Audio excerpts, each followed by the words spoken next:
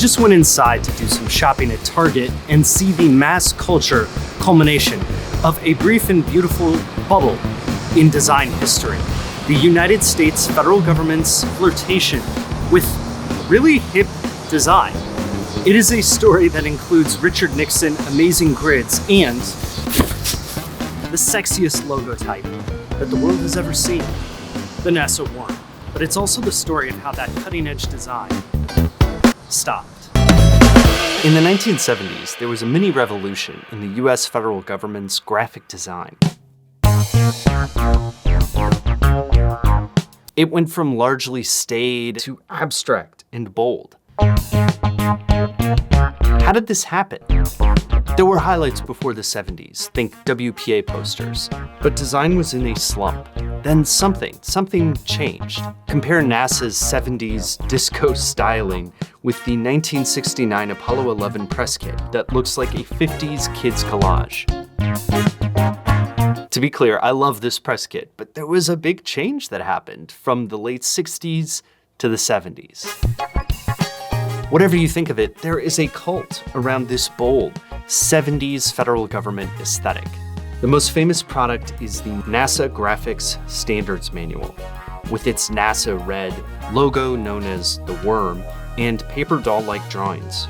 To reprint that manual, there was a big Kickstarter in the mid-2010s that kicked off a hipster standards fan club publishing firm. That NASA manual was soon joined by the republication of 70s reworks for the National Park System and the EPA. They did not get to the USPS one yet, but it's there. This flurry of bold design came from somewhere, and the source? Well, listen to him talk about the transformative power of art. There are a lot of people that have everything and have nothing, and there are a lot of people that have very little and have everything. That's really what these people in the arts ought to be doing to tell people. That's right, it's Richard Nixon. But you also need to know who he is talking to. Yeah. Yes, sir. Len? Yes. Yeah. It's his good buddy Leonard Garment.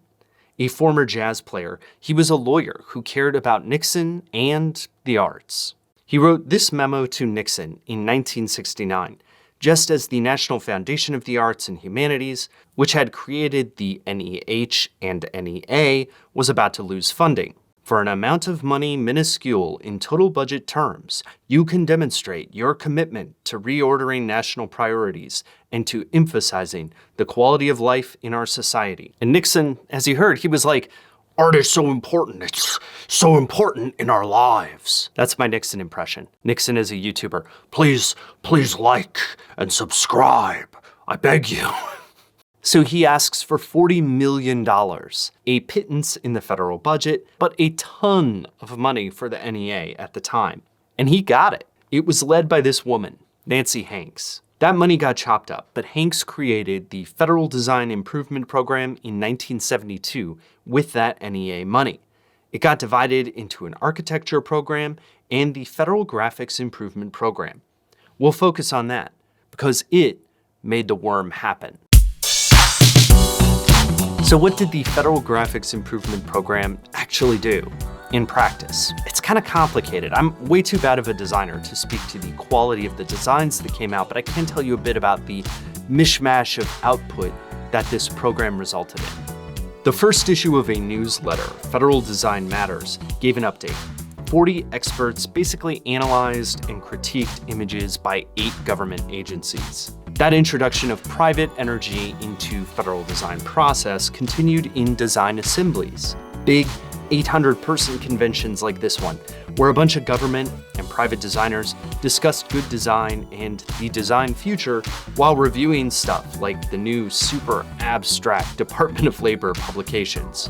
Anyway, they 70s-ified the Department of Agriculture too. A big goal of these redesigns wasn't necessarily design sexiness, but cost and efficiency. They needed to streamline all that paper production. Panel quote, "For instance, in one agency we have counted 37 different publication sizes. We feel we can get into 4 vertical formats and 1 horizontal format."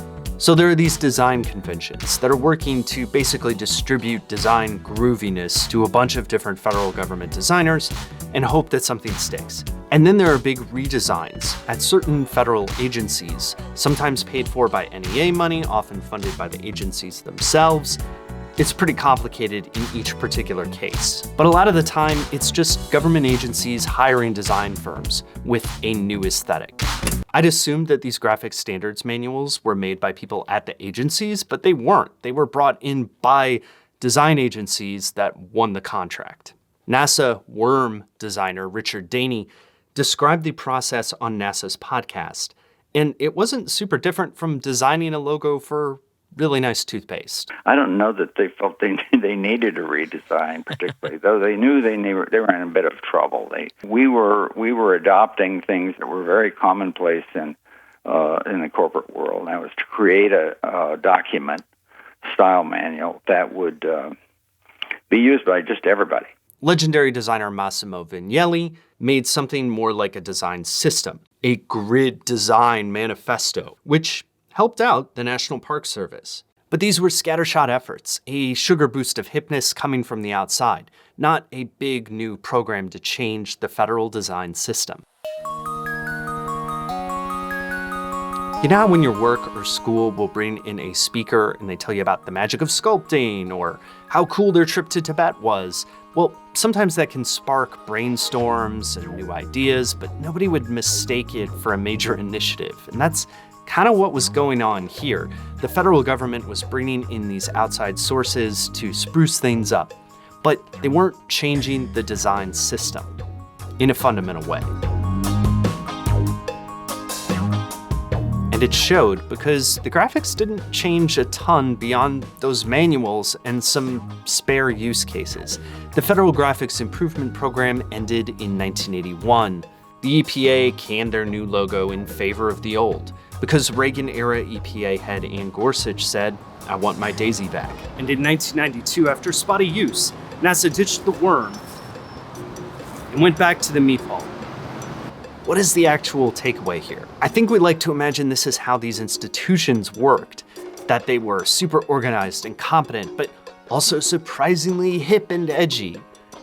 That is not really the case. These manuals were a fluke. You throw money and zeitgeist at something, and yeah, you will get some cool cultural artifacts. How can you not love this NASA car drawing? But if you don't have a process, and in the case of the federal government, a bureaucracy powerful enough to rein everybody in, well, then you have to hope that Richard Nixon has a jazz-loving friend, or that Nancy Hanks is a fan of design, or that somebody at the EPA will forget about her daisy.